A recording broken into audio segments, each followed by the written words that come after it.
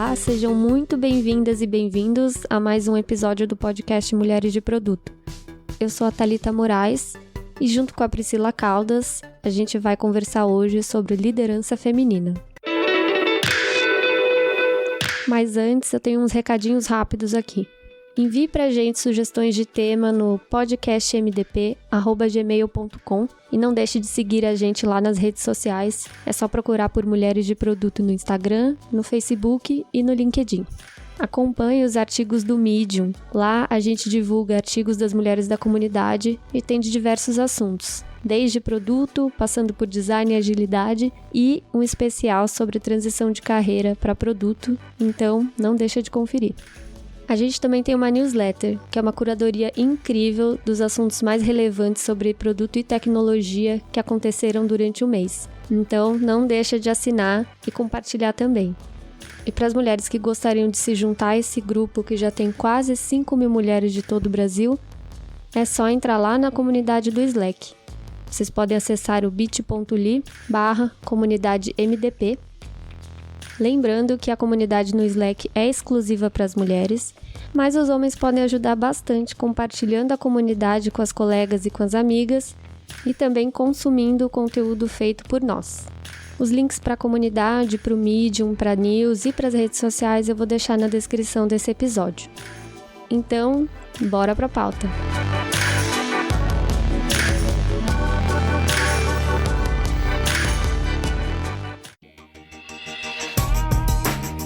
Este podcast é patrocinado por Cursos PM3, o curso referência em produto no Brasil.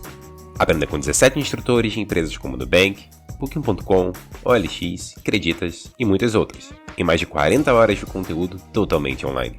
Aproveite para usar o cupom de 10% off que se encontra na descrição deste episódio. Saiba mais em cursospm3.com.br. Vamos falar de liderança feminina com a Karine Ros, co-criadora de muitas iniciativas que buscam a emancipação das mulheres. Karine, se apresenta para o pessoal de casa. Thalita, Pri, obrigada pelo convite, é uma honra aqui estar com vocês. Conhecer um pouquinho mais a comunidade Mulheres de Produto, eu não conhecia ainda, então é um prazer enorme estar aqui contando um pouquinho da minha história e como que a gente pode hackear esse sistema aí para as mulheres, né? Eu sempre gosto de falar da minha história, que eu comecei na área de humanas, me formei em sociologia, comunicação, totalmente humanas e tudo mais, e naquela época, quando eu me formei, já havia a grande discussão de que ia ter os fins dos jornais, né, o fim das revistas, e uma coisa que me angustiava era pensar que como eu ia entrar já no mercado de trabalho, que já estava defasado, né, já tinha demissão em massa de jornalistas dentro das redações, e eu olhei aquilo e falei assim, cara, eu vou começar uma profissão que, já está em crise. E aí eu comecei a direcionar minha carreira, um dos primeiros trabalhos que eu fiz foi trabalhar em agência de publicidade, trabalhei na FSB Comunicações, eu era responsável pelas campanhas digitais do Ministério da Saúde na época. Então, eles usavam na época o Orkut, né? Usavam na época o Twitter, e aí foi meus primeiros passos de usar a tecnologia como meio de impulsionar a comunicação, chegar a comunicação voltada à saúde para muitas pessoas, né? Daquilo ali eu comecei a me apaixonar pela área de tecnologia, principalmente por entender que ela poderia impactar milhares de pessoas em situações de maior vulnerabilidade, pessoas que não têm acesso à comunicação, a conhecimento, de uma forma que outros veículos ainda não conseguiam atender. Então, desses primeiros trabalhos que eu fiz na FSB, depois eu fui convidada a entrar no Einstein, trabalhava também com comunicação digital, com projetos digitais. Eu já tinha ganhado uma certa autoridade trabalhando no Ministério da Saúde pela FSB, e dali eu também continuei seguindo a minha missão, minha paixão de querer comunicar saúde para muitas pessoas, né? Saindo do Einstein, eu comecei a trabalhar em alguns organismos internacionais, então trabalhei no Unicef, depois trabalhei na Unesco, e eu fiz uma transição de carreira indo para esses dois organismos. Eu me tornei gerente de projetos Então, a área de comunicação é uma área muito feminina, basicamente são mulheres, mas como vocês sabem, a área de tecnologia ela é uma área muito masculina, né? Então, eu como gerente de projetos, eu tinha que liderar a área de comunicação, conteúdo e tudo mais, mulheres, mas a área técnica também. Então, era desenvolvedores, pessoas da área de infraestrutura, suporte, analytics, e o meu principal desafio foi como eu conseguia liderar os homens, porque tudo aquilo que as mulheres passam num setor que é masculino, eu passei. Então, a capacidade da minha voz ser questionada, né, minha capacidade intelectual. Eu lembro de entrar nos ambientes, quando eu ia começar uma reunião, eu via piadinhas machistas, né, pessoas falando, a gente não pode falar esse palavrão porque tem uma menina na sala, não podemos fazer isso. Aquelas microagressões, né? Parece uma piadinha, uma brincadeirinha, mas que incomoda e isso vira um ciclo meio que vicioso, né? E dali eu comecei a questionar minha capacidade, comecei a duvidar se realmente eu deveria seguir, porque eu não vim de uma área técnica, né? Eu vim de uma área de humanas que tinha feito uma transição, então eu tinha sim a síndrome da impostora, né? Eu tinha feito essas 2 graduações, depois eu fiz uma pós voltada para gerenciamento de projetos, depois eu comecei a me especializar um pouco mais em desenvolvimento, mesmo não precisando, mas eu acreditava que eu precisava ter um conhecimento mais técnico para conseguir me posicionar nesse ambiente.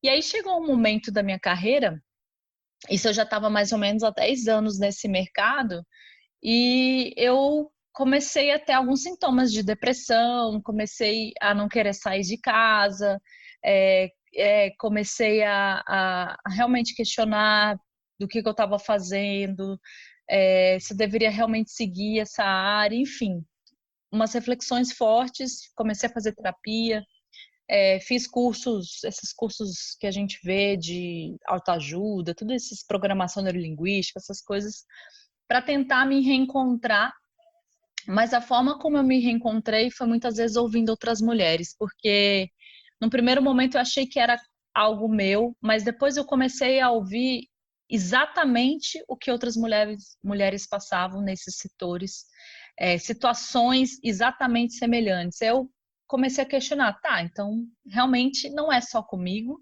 é uma questão estrutural, não é só a minha inabilidade de lidar com homens, né, lidar com esse setor masculino e tal.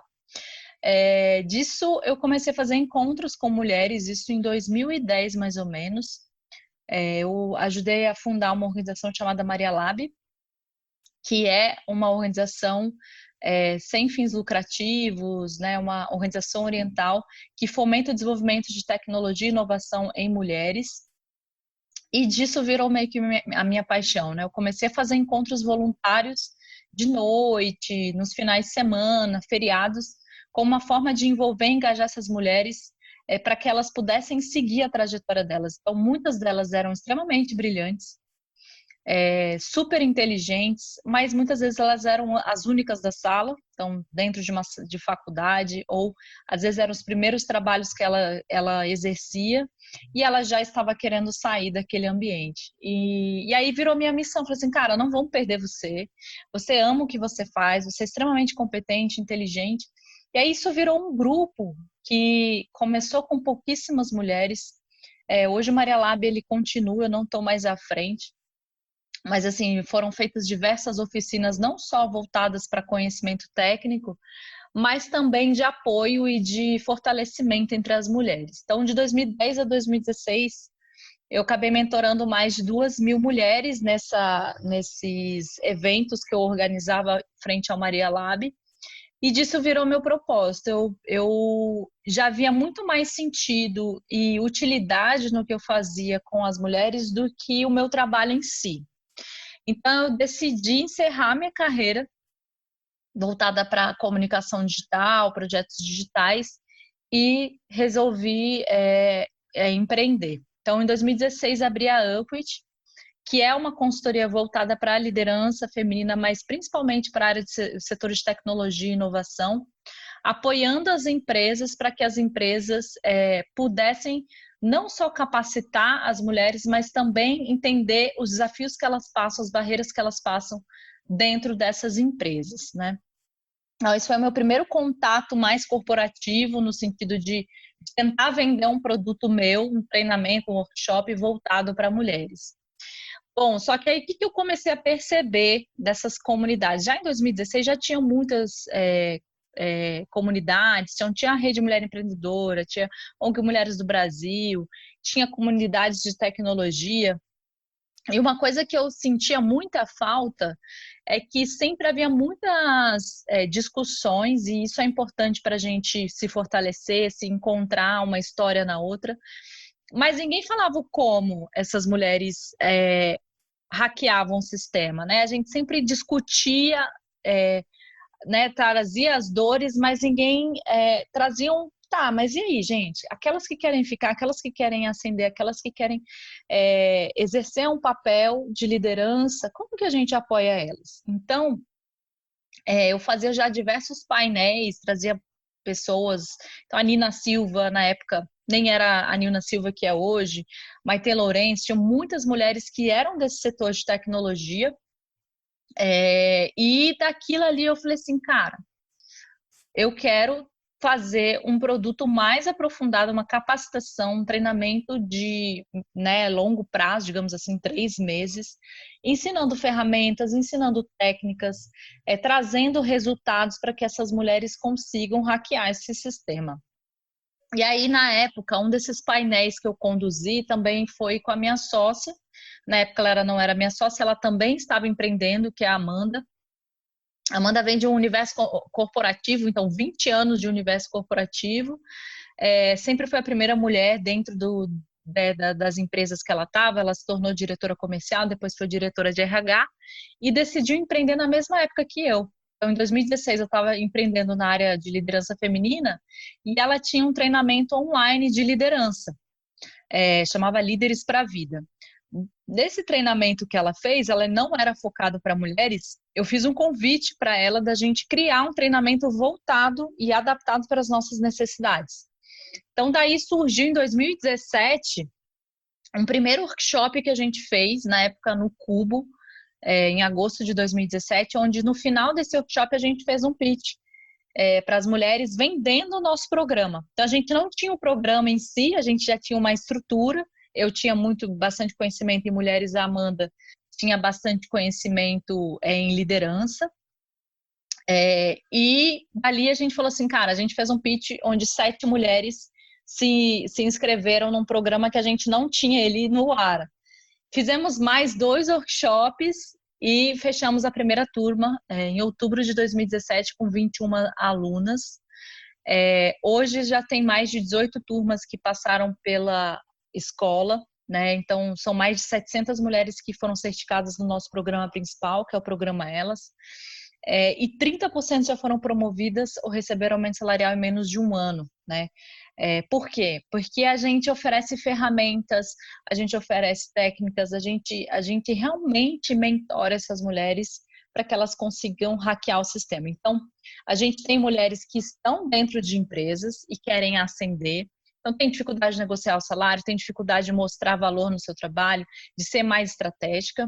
A gente tem mulheres que estão em fase de transição de carreira, né? Vinham muitos anos em uma área e, querem mudar, fazer uma mudança. Mulheres que estão buscando propósito. E mulheres até mais repensando o final da carreira. Então, a gente tem uma média de alunas de mais ou menos uns 27 anos a uns 45 anos na sala.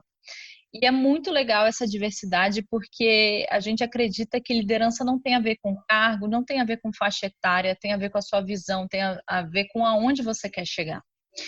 E aí essa troca foi muito rica. Essa primeira turma surgiram várias outras turmas e aí a gente começou a fazer um trabalho também dentro das empresas. Então, a Accenture é uma cliente da escola, né, já contratou vários treinamentos, a Ogilvy também, Banco de Brasília, enfim, o próprio Nubank também, a gente chegou a fazer um workshop lá de autoconfiança. E então, assim, foi uma missão, é como uma missão. A gente sentia uma necessidade de ter mais concretude, sabe? De falar assim, tá, gente, como que a gente dá o próximo passo? Como que a gente ensina e apoia as mulheres nesse desenvolvimento pessoal e profissional? Então, a escola vem preencher esse gap, ela é a primeira escola de liderança feminina no Brasil, a apoiar as mulheres em seu desenvolvimento pessoal e profissional. Então, agora estamos num outro desafio, né, Pri e Thalita, que é, de fato, como fazer isso para o ambiente online, né? Estamos num pleno isolamento, num desafio muito grande. A escola nunca tinha feito live na vida, a escola nunca tinha feito workshop ao vivo na vida, e, de repente, veio o isolamento. A gente tinha turmas em andamento com 70 mulheres, a turma 12, a turma 13, turmas que iam iniciar dentro de empresas, e aí a gente viu tudo completamente adiado, estagnado, e a gente falou assim, cara, a gente precisa fazer algo, né? O que a gente vai fazer, então, para lidar com esse contexto de pandemia? Então, uma das primeiras coisas que a gente começou a fazer era criar o produto do que foi o workshop de agosto de 2017, que era o presencial. A gente já sabia que funcionava, a gente criou a versão online.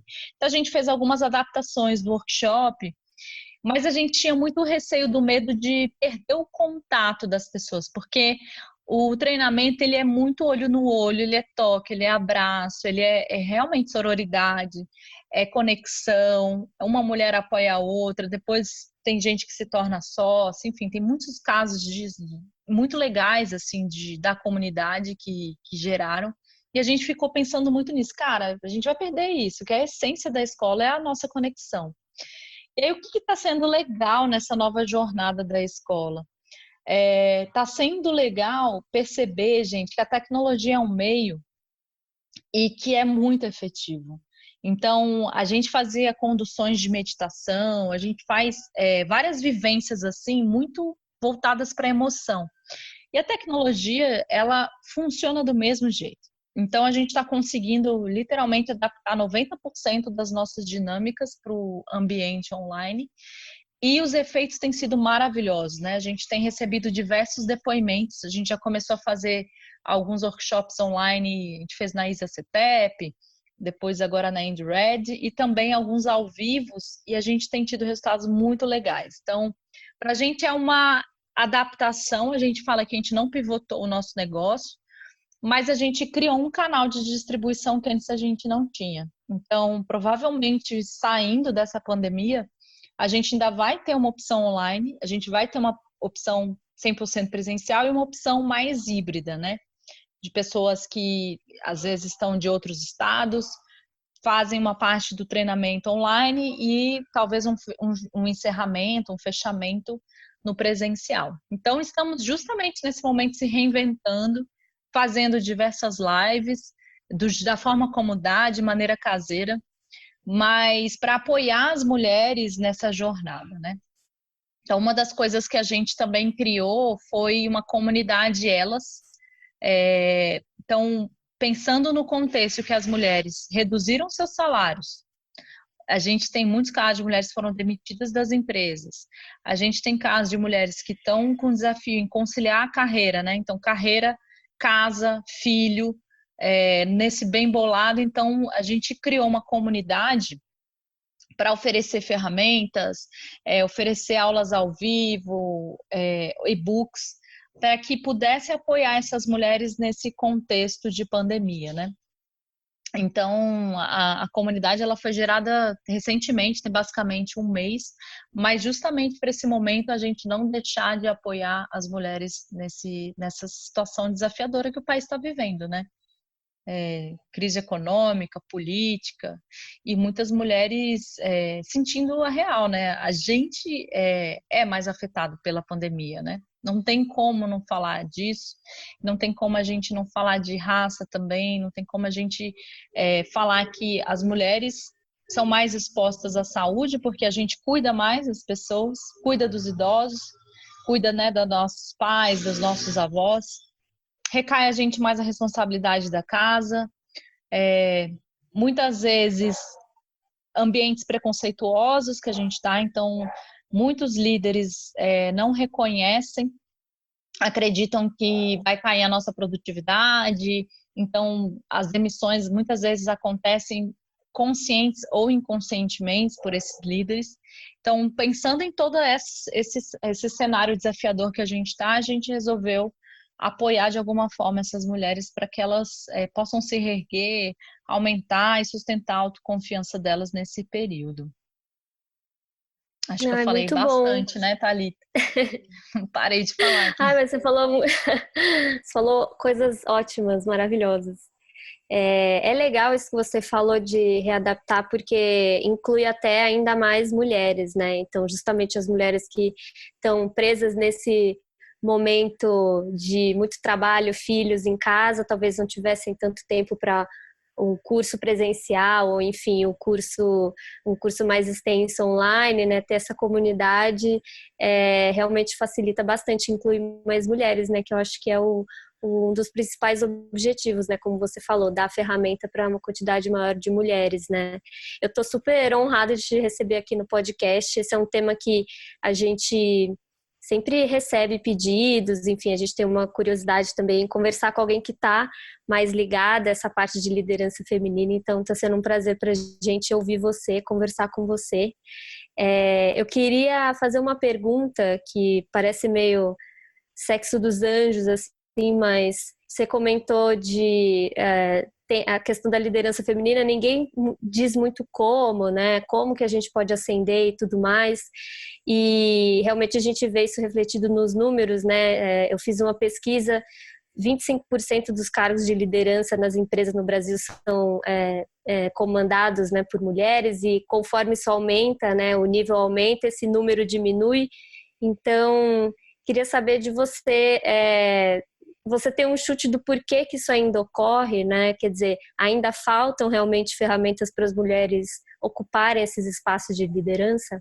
Então, acho que é uma excelente pergunta que você faz, porque muitas pessoas acham, né, e falam assim, mas as mulheres já têm acesso ao poder econômico, né, então já está no mercado de trabalho, por que criar ações assertivas, afirmativas dentro das empresas para apoiar as mulheres nessa jornada? Então, eu gosto sempre de separar que existem dois pontos aqui que a gente tem que olhar, tá? Então, tem a forma como a gente educa meninos e meninas na sociedade. A gente ainda educa meninos para liderar, para ousar, para arriscar, para fracassar. E a gente educa meninas para serem perfeitas. Então, para cuidar da casa, né? Vamos pensar nos brinquedos no qual fomos educadas. Vamos pensar, por exemplo, nos desenhos. Então, minha referência de desenho na minha infância era a Cinderela. A Cinderela briga com as irmãs, ela briga com a madrasta, esperando um salvador, né, o príncipe encantado para apoiar elas. Então, assim, esse inconsciente coletivo, a gente retorna ele no ambiente de trabalho. Então, a gente espera que a gente seja admirada, que a gente seja única, que a gente seja querida. E muitas vezes esse contexto, falando, né, mulheres são competitivas. Não, a gente foi construída para ser competitiva. Porque a gente foi construída para esperar que esperássemos um homem. E aí, por isso, toda essa questão, quanto mais as mulheres ascendem, tem a discussão da síndrome da abelha rainha. Não sei se vocês já ouviram falar da síndrome da abelha rainha. A síndrome da abelha rainha é quando as mulheres ascendem, elas chegam ao topo da empresa, e muitas vezes, quando elas veem as outras mulheres, e as mulheres questionam de não ser igualitário os processos, não ter equidade, ela fala assim, mas se eu conseguir, você conseguiu também. Então é como se ela quisesse, sim, ter a toda a atenção, ser a mais admirada, a mais querida. Então, assim, esse é o inconsciente coletivo que infelizmente a gente tem. E aí, somado a isso, a nossa educação. A gente olha para uma vaga, se a gente não tem 100% dos pré-requisitos, a gente não vai lá e não tenta. Quando a gente está no ambiente de trabalho, somos extremamente autocríticas em relação a gente. Em que sentido a gente é extremamente autocrítica? A gente recebe vários feedbacks, 37 feedbacks, 36 positivos e um em desenvolvimento, a gente foca onde? No em desenvolvimento. Porque a gente começa a ouvir a validação externa do outro, do que a gente tem que fazer, deixar de fazer, e a gente esquece a gente. Então, por que isso acontece? Porque vivemos uma sociedade machista, onde, independente do lugar onde tem um ranking de equidade de gênero, numa Islândia da vida, numa Suécia da vida, existe disparidade salarial, não existe equidade dentro do parlamento.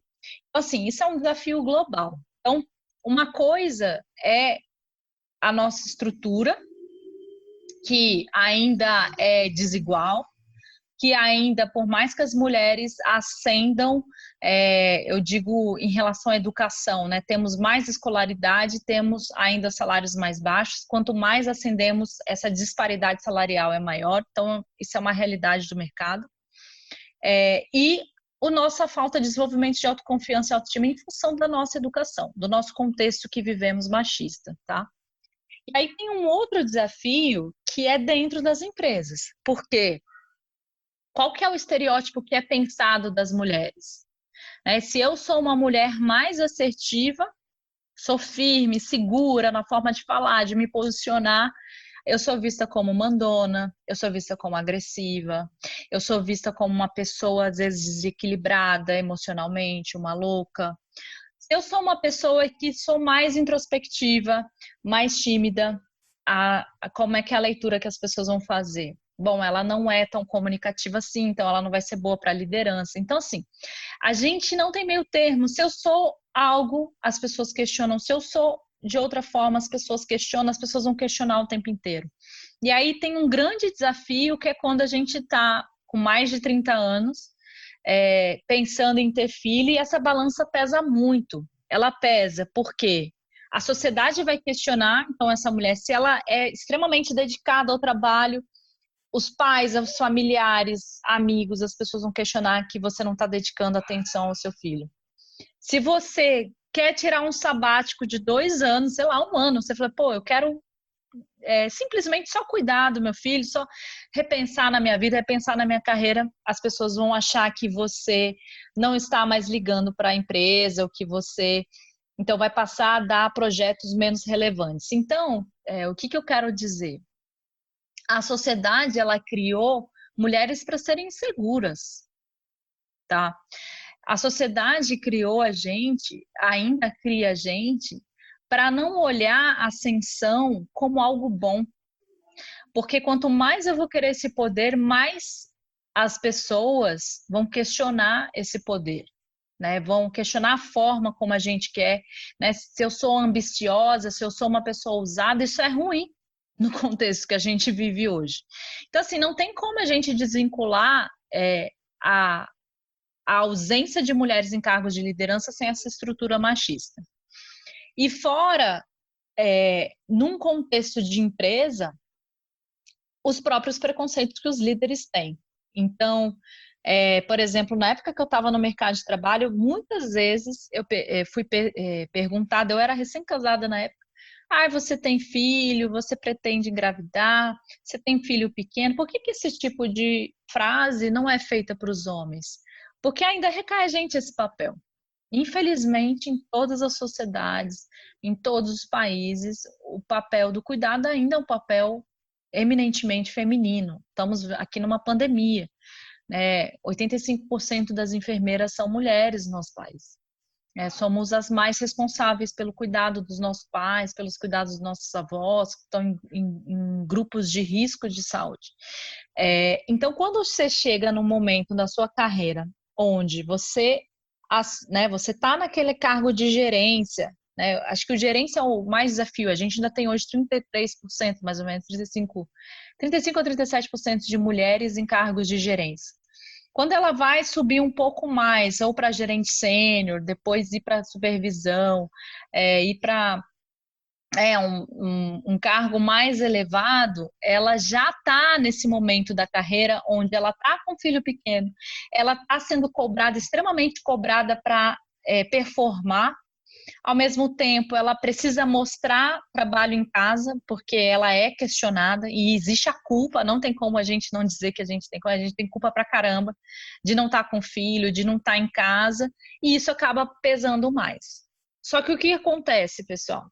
A gente não negocia no ambiente que está. Muitas vezes a gente já fala assim, cara, eu não vou dar conta, não vou conseguir fazer essa equação funcionar da maneira como eu quero, e aí a gente desiste desse mercado. Por que eu estou falando isso?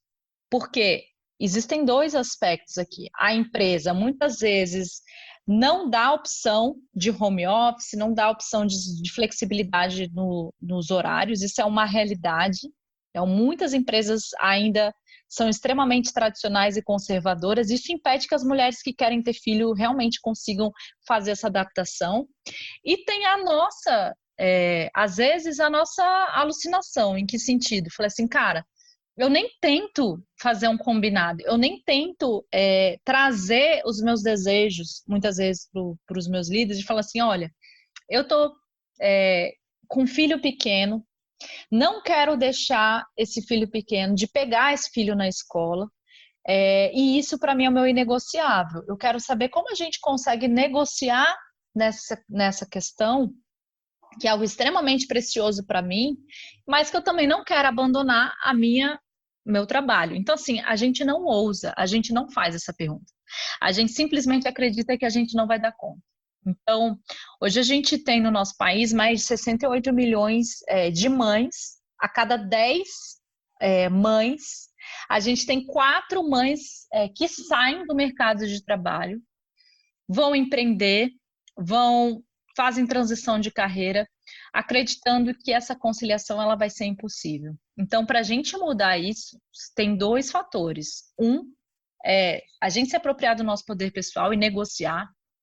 Se a gente quer promoção, a gente tem que pedir a coroa, a gente tem que dizer de forma clara o que a gente quer, e a gente não é clara, a gente precisa sim trabalhar, entender o nosso poder, entender como a gente se posiciona, como a gente se torna mais estratégica, sai do operacional, deixa esse papel executor, tarefeiro que a gente tem.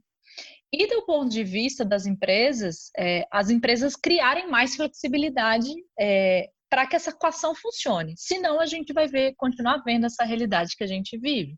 Então, basicamente, hoje a gente tem 11% de mulheres em conselhos de administração. Se a gente retirar as mulheres que são herdeiras, a gente está falando, gente, das 500 maiores empresas, a gente tem negras, 2 mulheres negras em nível de diretoria. Isso é um balanço que o Instituto Etos fez. E se a gente estiver falando de mulheres brancas, se a gente retirar aquelas que são herdeiras, então Magazine Luiza, né, vamos pensar, Luiza Helena Trajano, sem retirar o mérito, eu sou fã da Luiza Helena Trajano, mas se a gente retirar aquelas que são herdeiras, a gente está falando de 5% de mulheres que são convidadas para estarem nesse assento. Então, existe um papel, sim, do nosso fortalecimento, de reconexão com a nossa essência, da gente se posicionar, da gente dizer o que a gente quer, de fato, no ambiente, da gente ser mais estratégica. E, do ponto de vista das empresas, as empresas vão ter que mudar essas... não estou falando da cultura, estou falando de adaptações, porque cultura é uma coisa que demora muitos anos para acontecer. Mas se você conseguir fazer esses combinados com a empresa, e se você mostrar, pelo menos tentar, e é isso que eu acho que a gente não tenta, a gente nem tenta, a gente já desiste, a gente já olha um ambiente extremamente hostil, a gente olha e fala assim, cara, vai ser impossível criar meu filho nesse contexto que está aqui. E aí, simplesmente, eu desisto da carreira. Então, são vários fatores quando você me fala, né? Do que impede as mulheres? Então, preconceitos inconscientes, líderes têm, autoconfiança, não educamos meninos e meninas de maneira diferente, falta de role models, né? Então, eu olhar para cima de mim, então, eu era gerente na época, na Unesco, já tinha me tornado gerente de projetos, no meu setor, acima de mim, não tinha nenhuma mulher. Então, inconscientemente, qual que era a minha sensação? O máximo que eu consigo estar aqui, dentro desse contexto é no meu papel de gerente. Então, ficava pensando já em outras formas onde eu vou fazer, o que que eu vou fazer e tudo mais. Então, tudo isso é inconsciente, a gente não tem clareza disso, mas a partir do momento que você começa a estar mais presente, você começa a discutir, a se fortalecer, você percebe que sim, existe uma estrutura que impede realmente a gente de ascender. Mas você falando, você me fez lembrar da primeira vez que eu precisei pedir um aumento, uma promoção, porque eu achei minha vida inteira que eu ia mostrar meu trabalho e que a minha liderança ia ver o meu trabalho e que ela ia me entregar um aumento de salário e uma promoção, tipo, parabéns, você, né, mandou super bem.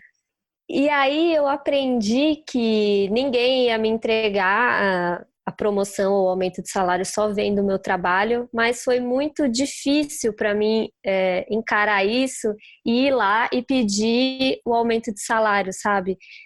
Isso que você comentou me fez lembrar direto dessa situação, assim, é um exemplo específico de pedir aumento, mas acho que exemplifica bem como a gente tem dificuldade mesmo de ir lá e pegar a coroa, né? É isso. Isso Né? que você falou, Thalita, é muito comum. E eu acho que isso tem a ver com o lance da síndrome da boazinha que eu falei para você. O que é a síndrome da boazinha?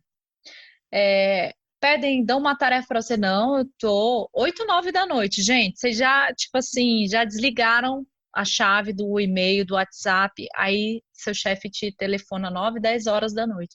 Putz, a gente tem uma reunião inesperada amanhã, você consegue preparar aquele relatório? O que que você fala? Consigo, não, tudo bem, vamos lá, tamo junto. Então, assim, se a gente não coloca limites, a gente nunca vai ser respeitado no ambiente. Então, assim, criação de uma agenda, qual que é a minha agenda? Né? Cara, e a gente é muito assim, 7 horas, eu tenho um compromisso. E a gente fala o que que é. É terapia, é pilates, é isso. Cara, você não precisa falar. Então, você fala assim, olha, infelizmente eu não consigo te atender a esse horário. Eu tenho já um compromisso pessoal marcado, mas amanhã, assim que a gente começar o primeiro horário, é a primeira coisa que eu vou fazer. Então, assim, você não deixa de ouvir o que o seu gestor quer, mas ao mesmo tempo você não está disponível o tempo inteiro. Você tem as suas necessidades, as suas questões. Então, se você não tem uma agenda, você vai ser a agenda de alguém. E isso, gente, a gente tem um medo do cacete. Por quê?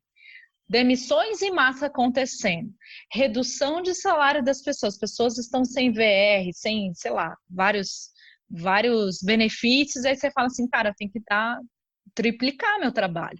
Né? Vi colegas aqui sendo demitidos, eu vou ter que mostrar trabalho, vou ter que ser produtivo, vou ter que ser isso, vou ter que ser aquilo. E, cara, a gente fica nesse ciclo infinito de querer mostrar trabalho, de querer mostrar as coisas. E no fundo, gente, a gente não alinha expectativa entre o que é resultado para o seu gestor e o que é resultado para você.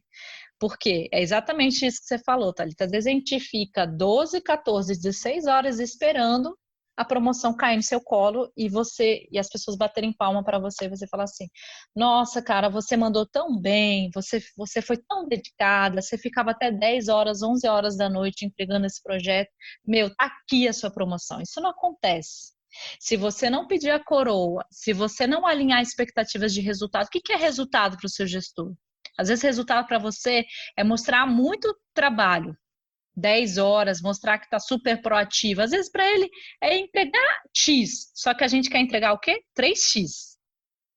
Só que esse over delivery é legal entregar? Só que ele não é alinhado. E aí você se mata de trabalhar. Só que no fundo não é isso que é pedido. Então a gente precisa ser mais estratégica. A gente precisa pedir a coroa, a gente precisa se posicionar, colocar limites, porque a gente tem muitos líderes muito abusivos nesse aspecto, que não colocam limites, e se você não colocar, as pessoas vão subir em cima de você. Então, isso acontece, não preciso nem dizer, vários exemplos de mulheres, situações de mulheres que já passaram por situações como essa. Então, é isso, assim. E acho que isso é desenvolvimento de autoconfiança. E aí é uma questão nossa, em função da nossa criação. Como que a gente cria esse posicionamento? Como que a gente pede? cara, se eu quero ganhar 2 vezes mais que essa empresa me dá, como que eu negocio o meu salário? Primeiro, mostra evidências dos resultados que são alinhados com o meu gestor.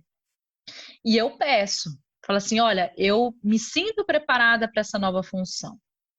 Eu gosto da empresa que eu tô, eu me vejo crescendo aqui e eu gostaria sim de ser promovida. Eu quero entender o que eu faço para eu ser promovida.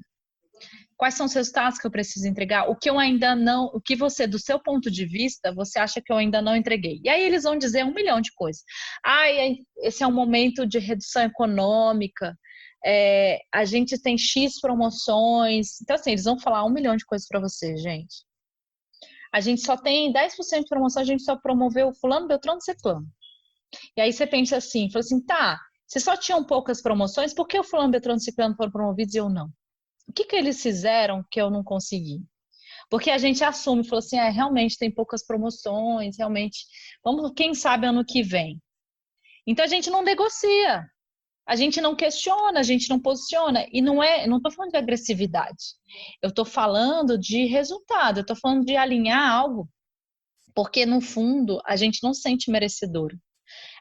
A empresa não está fazendo um favor de aumentar o seu salário, de promover você. É uma troca. Você entrega um trabalho que está acima da expectativa, que está alinhado com a pessoa e você recebe. Só que a gente tem medo, a gente acha que a gente realmente está fazendo um favor, que depois que meu gestor deu a promoção, eu fico extremamente agradecida. Não, é uma troca. Então, assim, a gente precisa falar de negócio, de dinheiro, de uma maneira sem ser emocional, sabe? Sem ser emocional, entendendo que é uma relação de trabalho ali, tá?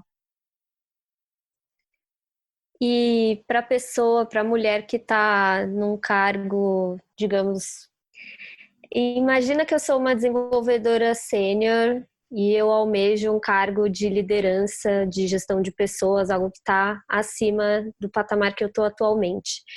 Que dicas você daria para essa mulher, para ela galgar, digamos assim, essa subida? Essa subida, né? Eu acho que a primeira coisa que eu falaria quando a gente pede a promoção, eu não criaria tipo assim, vamos fazer um alinhamento, um feedback sobre o meu trabalho.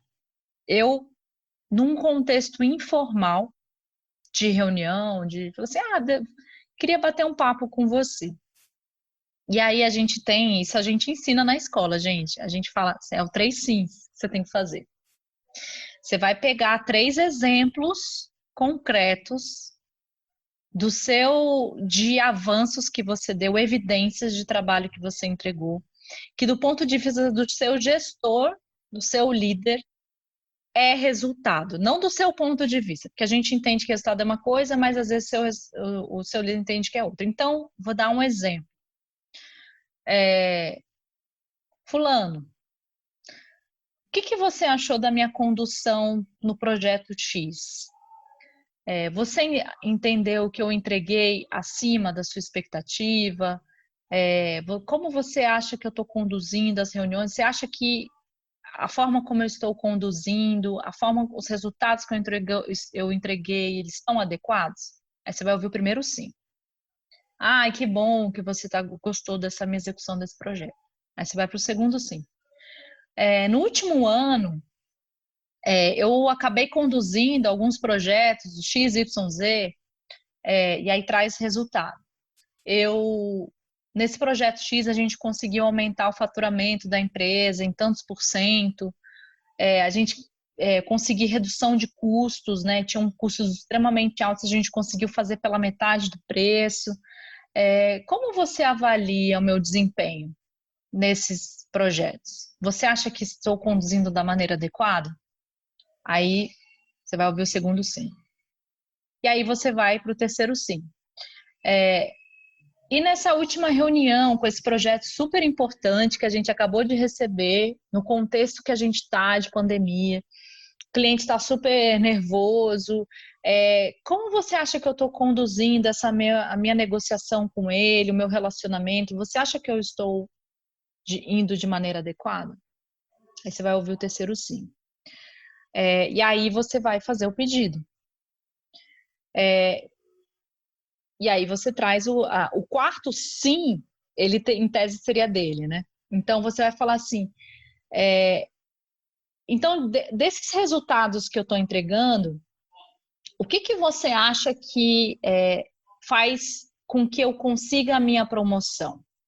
Né? Então você vai fazer esse pedido. Então assim, você acha que eu já estou preparada para um próximo passo na minha carreira? Para uma promoção, né?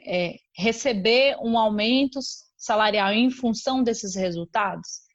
Ele quebra, isso até técnica de programação neurolinguística, porque isso vai quebrar a cabeça dele. Ele falou assim, putz, eu disse sim, sim, sim, eu dei tantos resultados positivos, é ruim eu falar não. Aí tem dois contextos, ou ele vai falar, nossa, faz sentido, realmente você tem entregado muito, ou normalmente, em muitos casos é não. Aí se ele falar não, veja bem, a gente sempre ouve um veja bem. Quando começar esse veja bem, aí fala assim, tá, então o que falta mais para eu entregar? Alinhamento de resultado. O que falta mais eu entregar? Quais são os resultados que faltam mais para eu entregar? Em quanto tempo, se eu te entregar esses resultados, eu recebo a minha promoção? De quem mais depende a minha promoção? Então, quando eu trago esses elementos para a mesa, eu sei o que ainda falta eu entregar, quando eu preciso entregar e quem são as pessoas, porque às vezes quem assina o cheque não é só o seu líder, às vezes é uma estrutura um pouco maior. Então, quando outras pessoas também assinam, você precisa influenciar essas pessoas sobre os resultados que você está entregando, entende? Então, assim, é deixar muito claro resultado, a gente não está falando de esforço, estamos falando de resultado do ponto de vista do gestor, do que ele entende que é resultado. Você alinhou expectativa de prazo e você está entendendo o jogo de influência. Quem são as pessoas no ambiente que você precisa influenciar, que precisam saber do resultado, dos resultados que você está entregando para que essa promoção aconteça. Então, assim, se eu tivesse que dar uma dica, seria mostrar resultado do ponto de vista do seu gestor, não do seu, alinhar essas expectativas do que é resultado. Estou superando as expectativas? Está indo bem? Está conduzindo da maneira adequada? Legal. Puta, se eu estou indo bem, se eu só receber elogio, se as entregas estão boas, o que está faltando mais para eu ser promovido? É pedir a coroa. Porque se você não pedir, o contexto vai pedir. Outras pessoas, homens, muito natural, a minha promoção. A gente não, a gente tem todo um receio, vamos esperar. Nossa, eu quero ser reconhecida de novo, inconsciente coletivo, do príncipe encantado, chegando lá, te salvar, te dar o prêmio para você conseguir receber esse reconhecimento. Então, assim, quebrar isso aí vem do nosso inconsciente coletivo em relação à nossa história, de síndrome da boazinha, de mostrar que está sempre disponível, sempre aceito, porque a gente quer ser amada, a gente quer ser querida, a gente quer ser aceita. Então, é muito jogo dos homens, a linguagem, resultado, trazer evidências, alinhamento de expectativas e prazos. Eu quero saber quando eu vou ser promovida. Em quanto tempo eu preciso te entregar esse resultado? Parece agressivo falar, não, gente. E aí de novo, a gente dissociar dinheiro, promoção de algo emocional. Não, entrega, recebimento pela entrega, né? É isso, é simples. A gente precisa desvincular a emoção no momento que a gente está falando de dinheiro, porque isso afeta diretamente o nosso bolso. Vai ser mais um ano que você não vai conseguir fazer aquela viagem, que você não vai conseguir fazer aquele curso de inglês que você queria fazer, que você entende? É muito sofrimento esperando um dia o salvador da pátria chegar para você e dar a sua promoção e falar assim, tá aqui a sua promoção. Então não dá para ser assim, gente. A gente precisa colocar as cartas na mesa, pedir a coroa, se posicionar, porque somente assim a gente consegue mudar essa realidade. É muito a gente voltar a ser dona das nossas carreiras mesmo, né? Da gente estar no comando nesse sentido, porque realmente se a gente espera demais, é como se a gente estivesse terceirizando isso um pouco, né? Exato. Então, tudo que você está comentando faz a gente, bom, trabalhar mais, entregar mais trabalho operacional, digamos assim, e não é isso que vai trazer, né, a tão sonhada coroa entregue por um ente muito superior, como um reconhecimento, né? E nem Exato. deve ser dessa maneira, né? A gente tem Perfeito. que lutar realmente para ser donas das nossas carreiras, para que a gente dê o direcionamento que a gente quiser, né? Seja ir para um cargo de liderança, seja talvez na carreira Y, não sei, para uma parte um pouco mais técnica, mas não importa, né? A gente traçar o rumo que a gente quiser mesmo, né?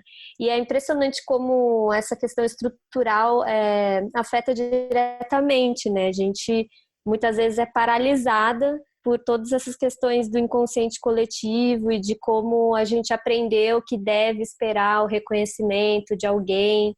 É algo que realmente diariamente a gente precisa lutar um pouquinho para lembrar que, epa, né, a gente é dona disso daqui e a gente precisa tomar Somos atitudes, né? merecedoras, porque o que falta para a gente, esse reconhecimento, é o senso de merecimento. A gente sempre está esperando o reconhecimento do outro, a validação externa do outro, a opinião do outro, porque a gente foi criado assim. Seu cabelo nunca está bonito o suficiente, seu corpo nunca está bom o suficiente. Se eu sou uma mãe que é muito dedicada ao trabalho, eu não sou vista como uma boa mãe. Então, assim, muitos julgamentos. Então, a gente naturalmente é mais suscetível ao julgamento alheio. E a gente perde a nossa essência, a nossa conexão com a gente a partir do momento que a gente está o tempo inteiro ouvindo os outros e não nos ouvindo. Então, tem a ver com poder pessoal, apropriação do poder pessoal, senso de merecimento, acreditar que somos merecedoras daquele salário, que não é nenhum favor que a empresa está dando, é merecimento. Se eu trabalhei pra caramba, ralei pra caramba, entreguei os resultados alinhados que os meus gestores pediram, por que eu não posso pedir? E se eu não recebo, qual é o motivo de eu não receber? O que está faltando? Entende? Só que isso muitas vezes, e aí as empresas elas não são claras, né? Nesse plano de carreira, muitas vezes os próprios gestores são despreparados em dar feedbacks para você e dizer o que você precisa melhorar. Só que a gente fica esperando de novo. Ele dá o feedback, ele dizer quando eu vou receber, e se ele não dá, você precisa entender o que está faltando. São competências técnicas, emocional, comportamental, o que do seu ponto de vista eu acho que eu posso melhorar para eu conseguir a minha promoção? É jogo limpo, cara. Os homens fazem isso de uma maneira, gente, muito simples. Parece papo de homem, assim, não, mas e aí, o que está faltando? Me conta aí um pouquinho mais. Acho que a gente precisa disso também, entendeu? Me conta o que está faltando. Né? Quais são os resultados que estão faltando aqui para eu conseguir esse salário, essa promoção, que é meu merecimento, não é um favor que a empresa está dando. Então, desvincular. Mas, assim, por que a gente tem esse desafio? E é muito legal falar disso. Por que a gente tem esse desafio de precificar o nosso trabalho? Por que a gente tem esse desafio com lidar com dinheiro, de falar de dinheiro? Porque, historicamente, a gente nunca esteve nesse papel de poder, né? Hoje a minha mãe tem 66 anos. Quando ela nasceu, ela não tinha acesso a CPF. E CPF, gente, o que é o CPF hoje? Hoje, assim, se você não tem CPF, você não abre uma conta bancária. Então, historicamente, a gente nunca teve acesso ao poder, à economia, a dinheiro. Sempre foi um tabu as mulheres terem acesso à finança da casa. Como que eu devo gerir uma casa? Isso sempre recaiu a responsabilidade do homem.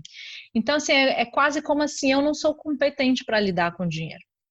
Eu não dou conta, né? Eu não tenho as skills de negociação.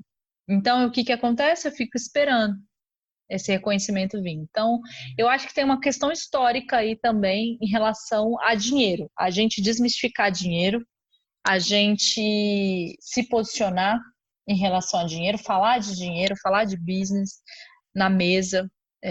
E normalmente a gente acha que a gente sempre delega isso. Você pensa no contexto talvez das nossas mães, né? Ou das nossas avós. Pensa assim, tá? Quem é, quem era que saía mais para trabalhar? Tá? Quem que era a pessoa que o nome da casa estava em nome de quem? O carro estava em nome de quem? Quem é simples. Olha o nosso contexto. E a gente vai ver, putz, temos mais desafio mesmo de lidar, porque não temos posse, né? Não temos esse acesso a esse recurso. Então é mais desafiador mesmo. Faz sentido, meninas? Thalita, Pri? Vai sim, Thalita. Super. Karine, eu queria aproveitar esse ponto que a gente está agora e falar um pouco sobre a diversidade, né? Mulher negra em diretorias. A gente sabe que é um assunto bem difícil ainda na sociedade de falar, mas assim, a gente vê poucas referências, pelo que eu sou bem ativista nisso, né? Uhum. E pelo que eu pesquisei, a gente faz parte apenas de 1% de diretorias de empresas que têm presidência. E, assim, tudo isso que você falou aí é algo que a gente sofre e um pouquinho mais, né? Porque o Perfeito. preconceito existe, entendeu? E aí, quando a gente está dentro da empresa e busca consegue uma vaga dentro da empresa, a gente consegue entrando como estagiária, e aí vai pedir consegue uma efetivação depois de 2 anos, 4 anos como estagiário, é dessa forma que funciona. Não, mas a gente precisa ter diversidade na empresa. Quando você vai ver diversidade de outros pontos de vista, eles não olham muito para a questão da diversidade realmente de cor, né, que a gente fala. Perfeito. E a mulher negra, ela sofre muito mais por isso, né? E assim, uma das coisas que na minha carreira, né, eu tenho visto e tenho sido impactada é justamente esse espírito de ousadia que a gente precisa ter, porque é muito difícil lidar com essa visão, e aí a gente tira aí um exemplo forte hoje que nós temos, que eu posso citar, um dos exemplos, né?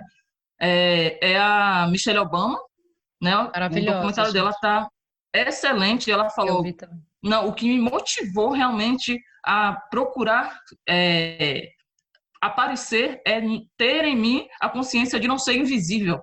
Então, isso levou ela a ser primeira-dama dos Estados Unidos, que é um país totalmente branco, que Exato. existe uma casa chamada Casa Branca, entendeu? E aqui no Brasil, eu sou baiana, né?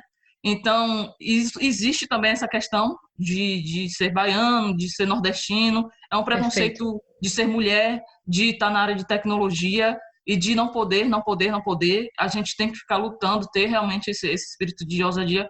Eu queria que você aproveitasse o que você está falando aí e dissesse como é que a gente pode, né, buscar se comportar melhor nesse mundo que, querendo ou não, é paralelo, né? Uhum. Pri, obrigada por trazer essa pauta tão essencial, né? Quando a gente está falando de mulheres, a gente precisa falar de quais mulheres estamos falando, né?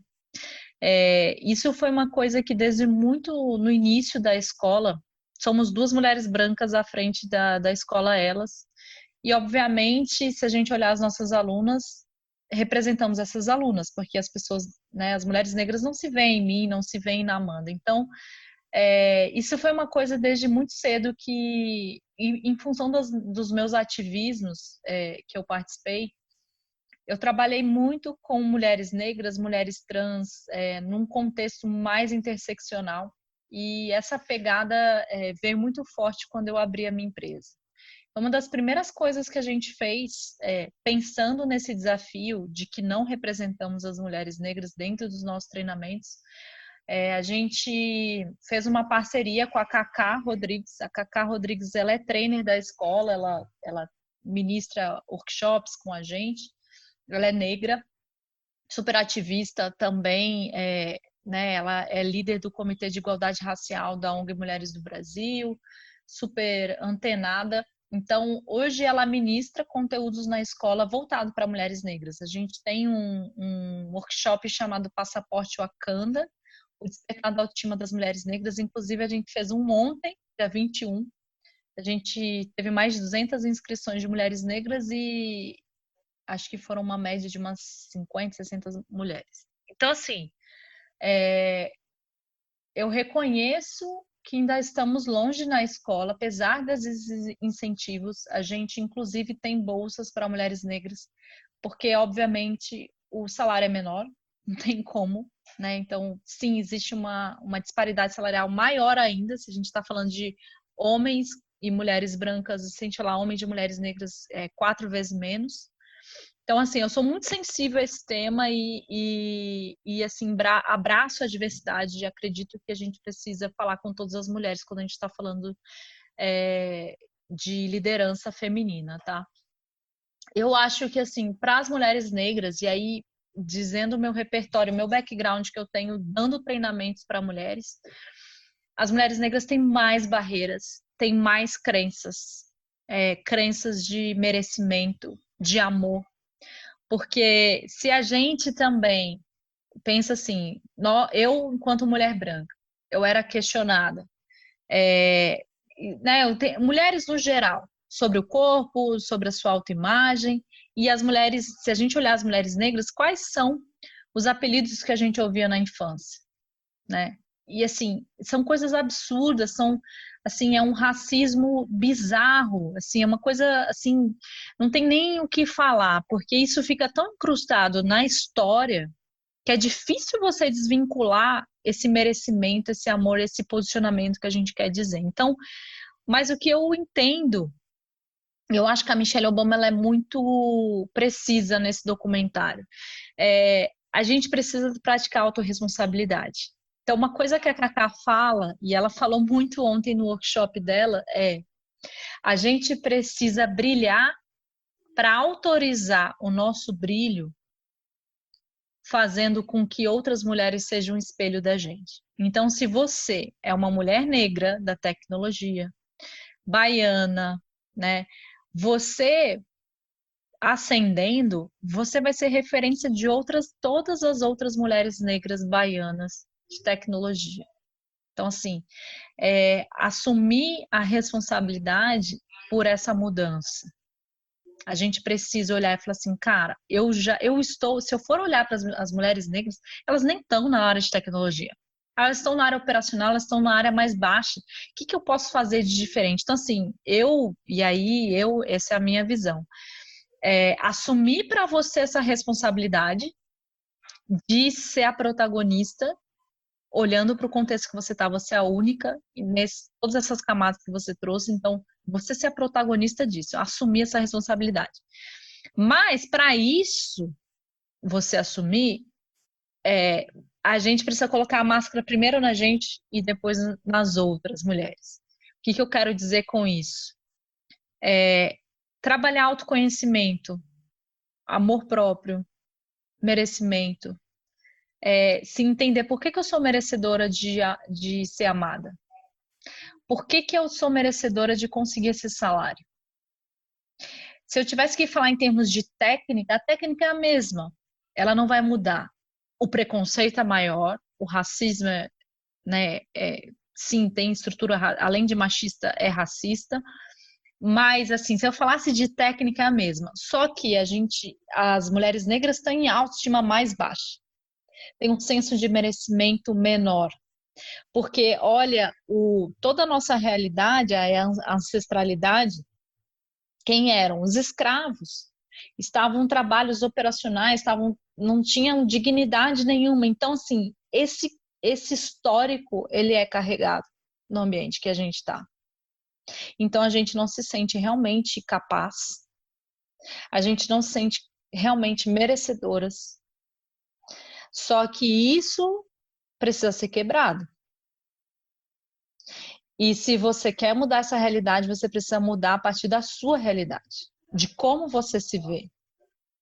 Que é o lance do invisível. Falei assim, cara, eu não me via como invisível. A Michelle Obama falava, eu não me via como invisível. Porque se a gente assumir o discurso do invisível, você vai ser invisível. Então, assim, como muda isso?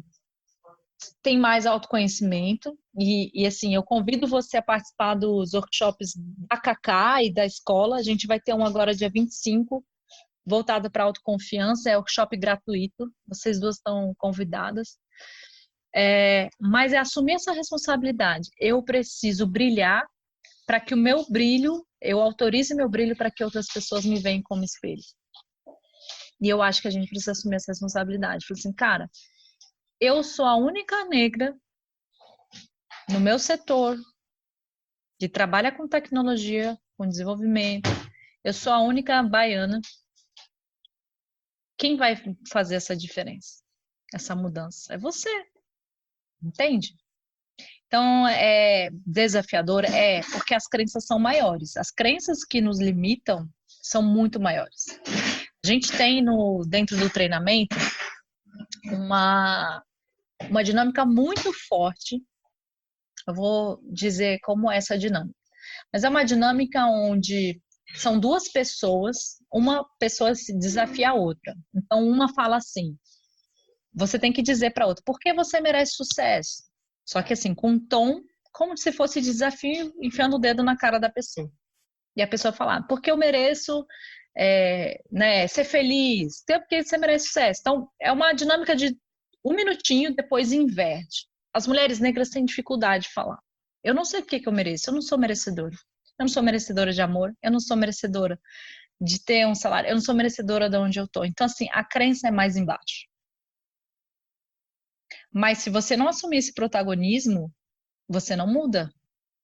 Então, assim, cabe a nós fazer essa mudança, entende? A gente tem que Sim, ser com essa certeza. protagonista.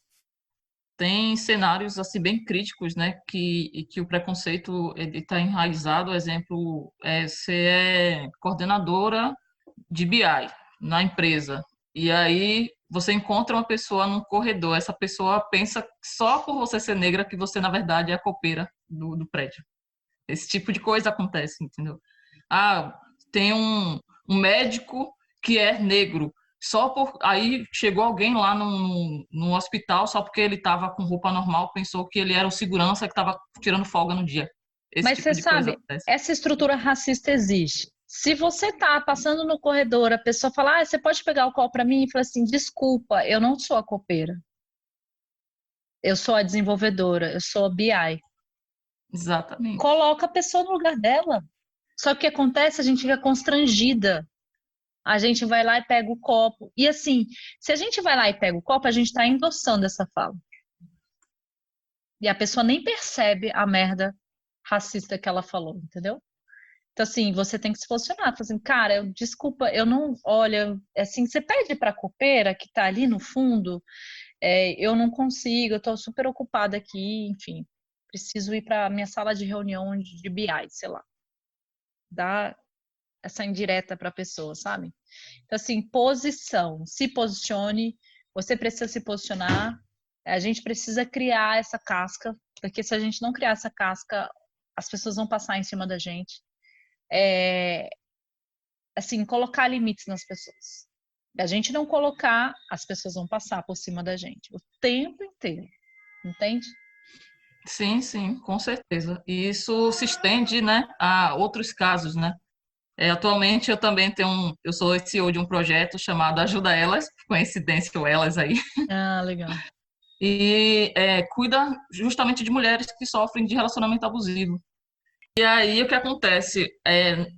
Nas pesquisas que a gente fez, né, para poder fazer o nosso projeto, a gente viu que muitas mulheres negras passam por esse tipo de relacionamento abusivo justamente porque não encontram uma força maior no mercado para poder assumir qualquer tipo de papel de oportunidade para elas poderem sair. Então, uma coisa acaba puxando a outra, né?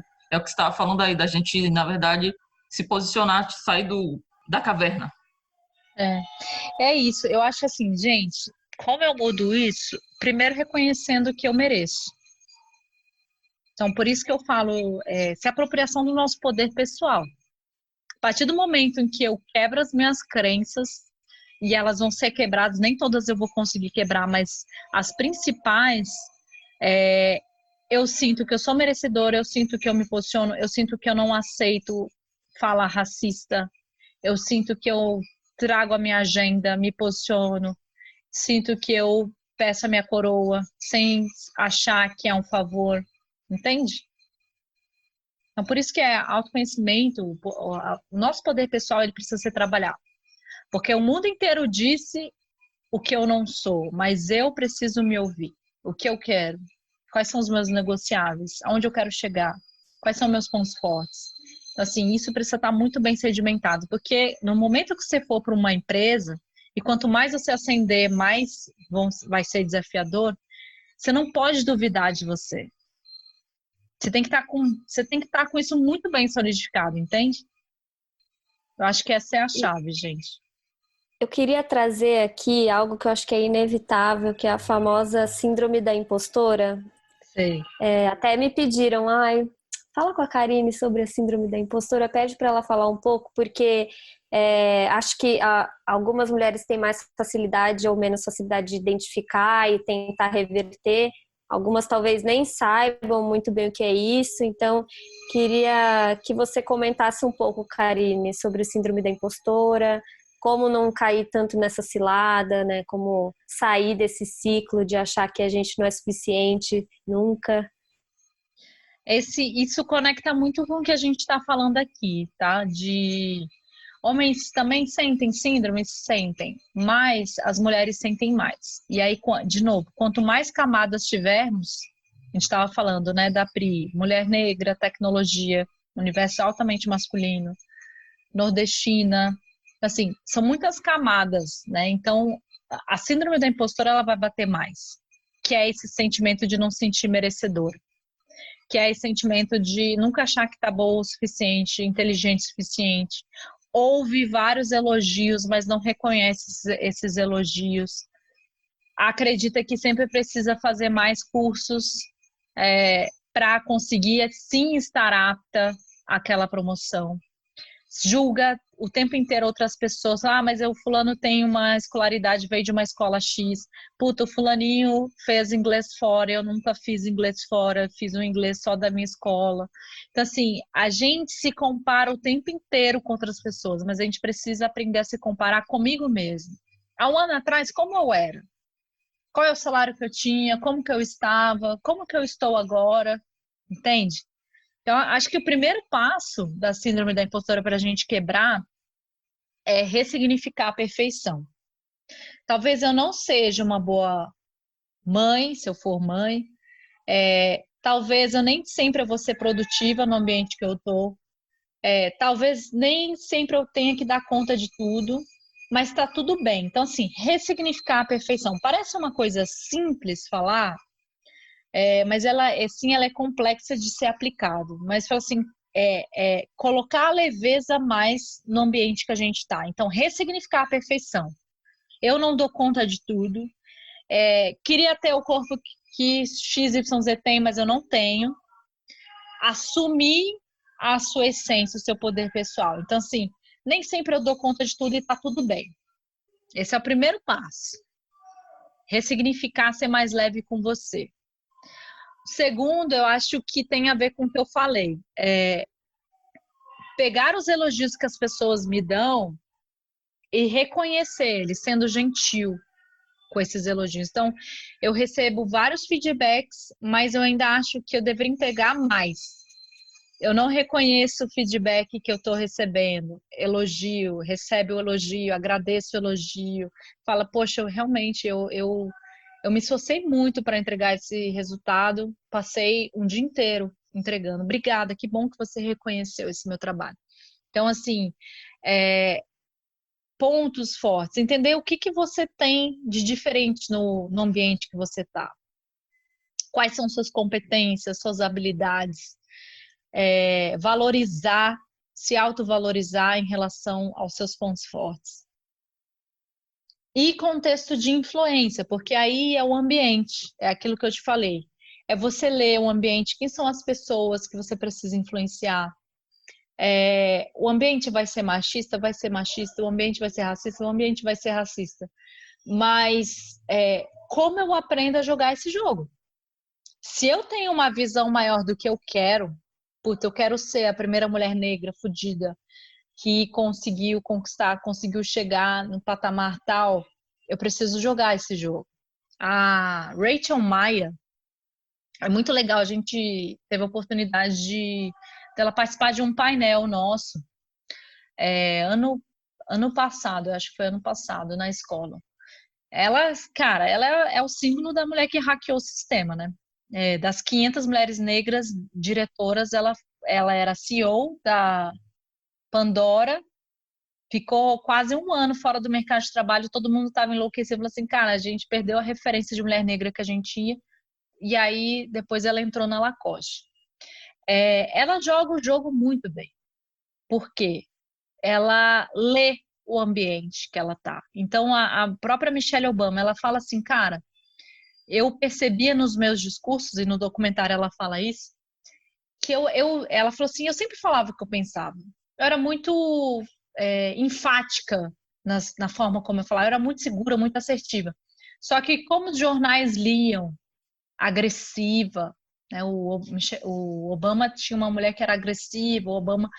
e aí, o que ela começou a perceber? Ela falou assim, bom, nível inconsciente, talvez eu precise fazer alguns ajustes. Não é mudar a minha essência, é fazer alguns ajustes, talvez na minha roupa, talvez no meu tom, talvez na forma. Vou jogar o jogo.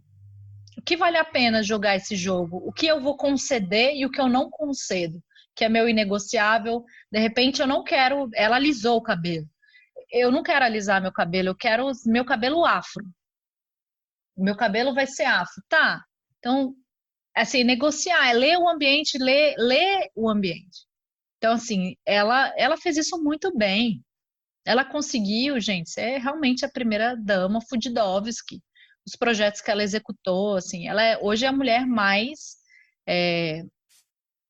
saiu uma pesquisa recentemente falando qual era a mulher mais, acho que era bem-sucedida ou X, que você lembra, né, que é a mais fodida.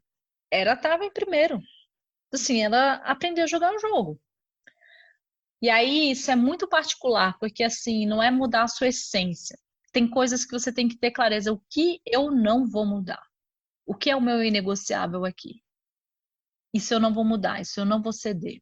Entende? Então, jogar esse jogo, é ressignificar a perfeição, a culpa, não ouvir muito o que as pessoas falam, ouvir mais o que você quer, qual é a sua verdade, a sua essência, deixar de a validação externa das pessoas. Eu acho que isso é um processo, é uma construção. A gente não sai pronta, sabe? É que nem dar palestra, a gente não vai sair já palestrante, mas a gente precisa colocar esses limites. Então, ousar mais. Eu não tenho todos os pré-requisitos, tá tudo bem. Se eu fracassar nessa sociedade, né? O que eu aprendi no processo seletivo? Se eu não conseguir aquela promoção, eu preciso ter clareza do que faltou. Qual foi a competência? Se o RH não é claro, se o líder não é claro, o que faltou? Qual é uma habilidade que eu não desenvolvi? Você tem que dizer, porque às vezes as pessoas não vão dizer. Então você precisa se posicionar, entende? Porque aí você distorce, fala assim, então tá, não é porque eu não sou capaz. Faltou essa competência, essa habilidade X. Beleza, se eu tenho clareza que faltou isso, aí eu não vou julgar que é um ambiente que é machista, que é racista, aí eu vou entender, tá, nesse ponto realmente é uma habilidade que eu preciso desenvolver, vou lá e vou desenvolver, entende? E aí a gente retira um pouco o discurso, justamente esse do sentir invisível, sabe? Que é o que a Michelle Obama fala. Não sei mais o que falar. Pri, você quer comentar, perguntar alguma coisa? Não, eu queria realmente parabenizar mesmo, né? Eu acho que é um baita programa e que, assim, que vocês continuem nessa visão que essa porcentagem que nós temos hoje na realidade, né, de mulheres de liderança no Brasil vai mudar e de forma acelerada, né? E eu acredito que essa quarentena vai ser uma oportunidade maior, né, para várias pessoas que precisavam conhecer mais esse programa. Foi assim comigo no Mulheres de Produto. Eu não sou de São Paulo, não conhecia nada, e aí conheci justamente por por conta da plataforma online. E eu acredito que vocês, assim, vão expandir de uma forma surreal a partir de agora. E vai ajudar a mudar realmente essas estatísticas, né, de mulheres na liderança no nosso Brasil, que a gente precisa, porque eu acredito que a mulher na liderança, ela é bem melhor do que o homem. Eu acho que ela consegue administrar mais. Porque o homem, ele chega da empresa e não faz nada. A gente não, a gente cuida de filho, cuida do trabalho, bota a roupa para lavar, tem que fazer comida, levar filho para a escola e por aí vai, né? Então, como é que uma mulher não consegue? Exato. Nós somos mulheres realmente super poderosas. E quando estamos no poder, isso tem milhões de estatísticas que mostram, né? As empreendedoras, isso é muito legal. A gente não está olhando só para a gente está olhando para a comunidade. Porque qual que é o senso? Não é o cuidado? Historicamente não recai a gente. Então, eu não vou pensar em mim, eu vou pensar no meu filho, eu vou pensar na próxima geração, eu vou pensar nos filhos da vizinha aqui do lado. Eu vou tentar buscar criar um ecossistema melhor para todos. Então, assim, isso é nosso. Essa bandeira, ela é nossa, né? A empatia, o olhar, o ouvir, o cuidar, né? Assim, se a gente quer uma liderança mais humana, a gente precisa ter mais diversidade. Isso, assim, é inegável. A gente não tem como não deixar de falar sobre isso, tá? Aí eu queria fazer um convite para vocês. Dia 25 agora, então, a gente tem segunda-feira, olha só. Eu já estou falando como se fosse lá na frente, mas é agora, segunda-feira. A gente tem um workshop de autoconfiança das 7 às 9. É um workshop gratuito. Eu vou deixar para vocês o link para vocês se inscreverem. Na última vez, é a segunda vez que a gente vai dar ao vivo. O primeiro foi muito legal, porque a gente teve pessoas no Nordeste, a gente teve pessoas de várias regiões, a gente teve pessoas fora do país que puderam assistir esse workshop que a gente já fez para mais de 7 mil mulheres. Então, aqui estendo o convite para vocês conhecerem um pouco mais do nosso trabalho. É um workshop de 2 horas, ele é das 7 às 9, e vocês já saem com ferramentas. Então, isso é uma coisa que a escola tem no DNA, é entregar ferramenta, resultado. É você saber na prática como que eu aplico isso no ambiente que eu estou. Então, recomendo fortemente vocês estarem, se vocês puderem.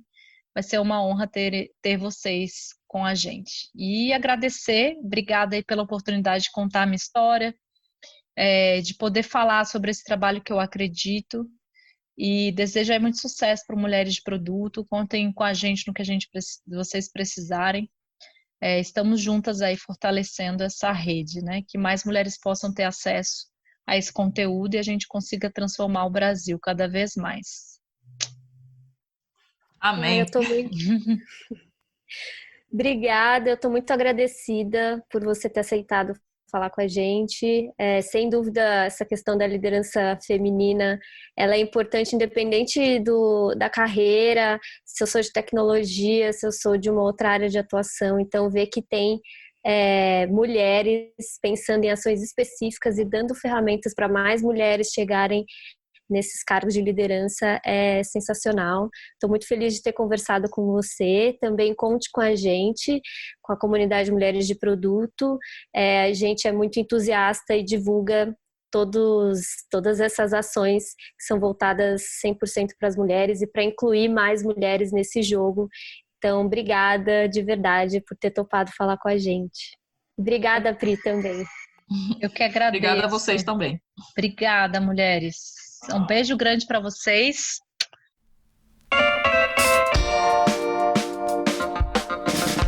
O papo fluiu super natural e a gente acabou esquecendo de pedir para a Karine deixar os contatos para quem quiser saber mais sobre os projetos. Então, a gente indica fortemente que você vá lá em programaelas.com.br e acompanhe os próximos workshops. Lá tem também um pouco da história da escola, enfim, que é focada em liderança e desenvolvimento para as mulheres, né? Para as mulheres que querem destravar essa questão da liderança. Então é bem legal, vai lá. E o programa Elas também tá no Instagram, é o programa_elas. Eu já tô seguindo para conferir as próximas agendas e workshops. Eu já perdi alguns, infelizmente, mas os próximos estão por vir, então indico que vocês também façam o mesmo, sigam elas lá.